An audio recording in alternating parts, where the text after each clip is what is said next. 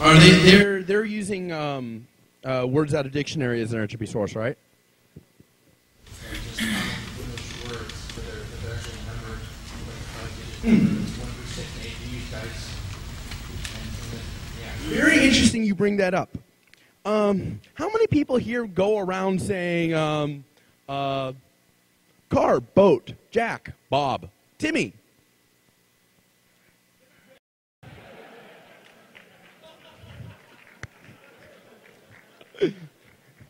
With the exception of Timmy. The problem with Diceware is humans don't go around saying random words. And so we don't have the actual mental connections set up to have us remember random sequences of words. Humans speak in sentences. We converse. The only time we actually communicate in an element that has an enormous amount of entropy on a person basis is actually names. I mean, look, we have 32 bits of entropy contained in 3 names here. Now, you can go ahead and I submit to you it is easier to remember Omar and Gina Heimel than it is to remember automobile, Timmy, and Foo. Am I wrong? Possibly. But my gut check is that we have more names than we do to remember, because there's no... The interesting thing about this approach is that you're actually using existing knowledge bases. We know that people with a first name also have a last name. On a slightly more culturally interesting level, we know that people tend to aggregate in terms of couples. Attack based on the pattern, the set of last names is always going to be in a given position in the phrase. So the position is there shouldn't be. What do you mean? You've got a limited number of male first names. They're always, Dirk is always going to be in a position where the male names are, right? Or do you mix them up? Oh, so the concept is it's a straight bit mapping. So you take your signal, 160 arbitrary bits, and in this case, from SSH, we are talking about it's coming out of a hash function. So they should be completely random. And then it's like a structure overlay. You take the 9 bits, and it's like the first 9 bits are always a male name.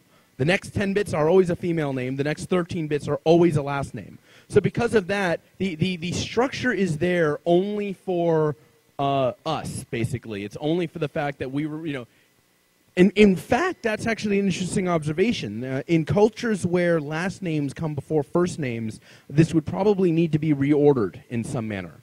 Because there are actually many cultures, as far as I know, there are many cultures where you use your family name first, and in those ones you might want to actually flip the order around. But the actual order of names is just there to be compatible with the what we're already in our heads. And this is awesome. These are the best questions I've had on this stuff, so thank you. Go on, continue. Similar last names, or last names that, develop whole families. So this is actually an interesting thing. The census data is useful in that we have America ends up absorbing names from large numbers of regions. And so, if you look at the names that I got, it was basically, the only standard that I chose was, does this name not sound like that name? In environments where there's less entropy in names, this mechanism may not work as well. I make no pretending that this is a culturally sensitive representation system. The nice thing about being a geek is I don't actually need to worry about that. Oh, now I'm doomed because I'm seeing Mike. Uh-oh, hit me. So, from this, are we to believe that your stance is you believe a password is one man plus one woman?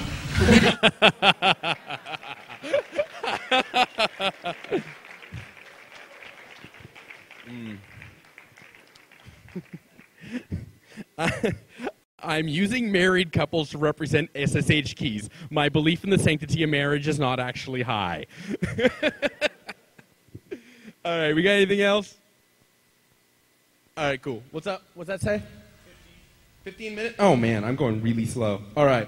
So, speaking of broken representation... Oh, man, I'm going really slow here. All right. Speaking of broken representations of entropy, if you look at a hex dump of some crap, guess what? That's useless. It's just as useless here. I'm going to use OD-TX1 to show me a file in bytes. It's like, well, it tells me I have a run of zeros. Thank you. That's not that useful. There's got to be a better way to represent the kind of complex signals that, let's be honest, we have to fuzz all the time now. There are two ways we do fuzzing. Fuzzing being random changes to a file to try to find bugs in a parser. One way is take a file, bits, see what happens. I have no idea what's going on. I know it's a file. I know I can flip some bits. The other is smart fuzzing. Take a file, understand all the crazy crap that's inside, fuzz the structure, and see what happens. The problem is that smart fuzzing works a lot better, but it requires smart people to drive it, and smart people are hard to find. Dumb fuzzing doesn't require any smart people. Unfortunately, dumb fuzzing is pretty dumb. There's a reason it's called dumb, because it's dumb. Can we increase the intelligence of fuzzers to some degree? Well, there's this thing that'll find structure in anything, and it's called sequitur. Sequitur is a linear time pattern finder. It creates hierarchical context-free grammars from arbitrary input. That's the geek description. The straightforward description is, here's some code. Switch statement, case 1, value 2. Case 2, value 3. Case 3, value 4. Case 4, value 5. I think there's some repeated stuff in there. And there is. We've got case, we've got value. So we're going to turn this into switch C, symbol A1, symbol B2, symbol A2, symbol B3. And this is going to basically take us from a sequence of bytes to a sequence of symbols. The algorithm that actually does this work is called sequitur. It was created by Craig Neville Manning as his PhD thesis about 10 years ago. When I did this work, I did not realize he was the chief research scientist at Google. So that whole don't be evil thing, yeah, that's okay, I'll do it. Trivial algorithm. What we're going to do is we're going to compress, say, some arbitrary files. In this case, this is Win32 code. And we are going to look for patterns. Now, because it's a hierarchical pattern, so A could contain B, B can contain C, and so on, we are going to color each byte according to how many symbol depth, how far we had to go to recover each individual byte. And so what do we get? Now, the last time I did this talk, you couldn't see crap. What I did was I actually took those images, which is just a hex dump. Each byte is colored by how deep I had to go to recover the byte, with it starting at blue and ending at white. What you end up seeing is actual blobs form in the data, as you have repeated sections that you constantly have to go the same amount of depth to recover. So with no knowledge, I'm actually finding structure offsets and structure forms. It's kind of nice. Can we do more fun? Well, I'm creating a tool called the CFG 9000. It's a little bit of a smarter dumb fuzzer. All right, so we've got these symbols here, right? And if you actually do a graph here, you get this really nice graph that's very nice and elegant. What if instead of fuzzing at the level of individual characters, what if we fuzz at the level of symbols? So we're going to turn, having two cases, CCC, ASC, we have case, case, case. So we basically batch up the data by the amount of chunks that it took, by the chunks that sequitur finds. So that's what the CFG 9000 does. It gets you a bunch of symbols, it shuffles, it drops, it repeats, and so on. And what happens when you actually do this? Well, here's what you see when you run it on code. It actually finds that this P arrow rule is a symbol, and it'll go ahead and repeat it, or it'll go ahead and drop it. Can we run this on graphics formats? So I did try this I should actually go ahead and try this on some real images. And yeah, this thing's actually breaking JPEG. And it's breaking it in some way that is at least good enough for the parser to recognize there's something there, but bad enough that it's actually corrupting it in random and broken ways. So the mechanism actually is successful in constructing valid but broken data. In other words, it'll still make it through the parser, but it won't look very good. To do, create a better version of sequitur that's actually optimized for this stuff, eliminate redundant symbols. It's cool, but it's not yet where we need it. What do we actually, what's another approach? So, there's something called dot plots, right? Dot plots, I remembered actually from a completely different realm. There's a paper called Visualizing Music and Audio similarity. It was done by a guy named John Foote over at Xerox. The basic idea is you split a song up into little tiny chunks, and then you compare the chunks to each other and figure out if they sound the same. If they sound identical, you put down a white pixel. If they sound different, you put down a black one. So this was actually run on a track from the Beatles, and yeah, this actually worked. Here's the intro, here's the verses, and on the actual slide, I don't know how well you can see it up there, but the sections actually visually do, like when you see them, they look different as you traverse from the bridges to the verses and so on. So if this is finding structure in audio, of course music being incredibly patterned, what about code? Can we do the same stuff there? So I ran this on the Pirate Baby MPEG that I was running at the beginning here. Anyone here know how hideous the MPEG format is? It's like header inside a subsequence, inside of frame, inside a macro block. Oh, it's ridiculous. I don't know MPEG that well. But you know what? I can certainly see header, header, header, header. Each of these white blobs is a header, basically. And with no knowledge of the protocol, this is actually doing segmentation. So what exactly is happening here? Concrete terms. Let's take Shakespeare. To be or not to be. If you take to be or not to be and you take it horizontally, you take the thing and you take it vertically. And you basically put a dot whenever the word is the same.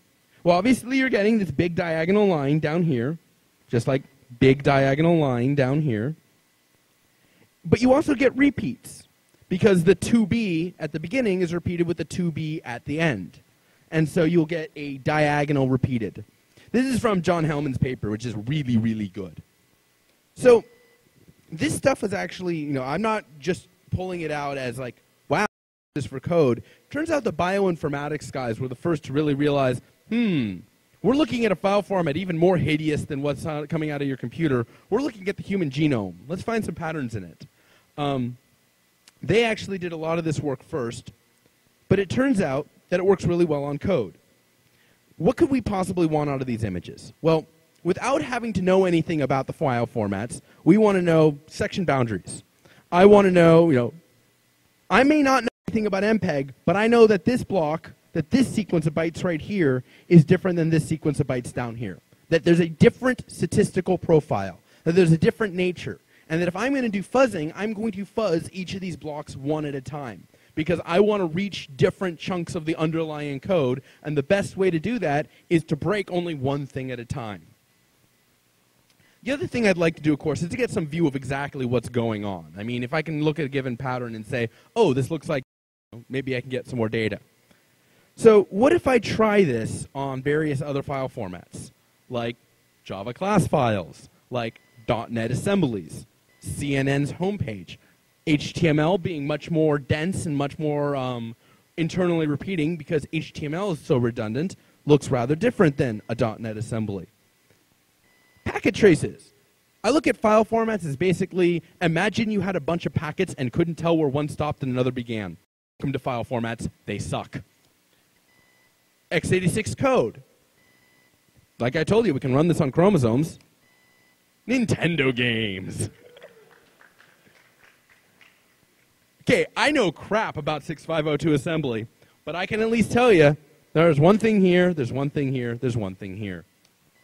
So, I'm actually releasing a tool, it's called Hardcore, and it calculates these images. Kind of cool, IMAX style, you end up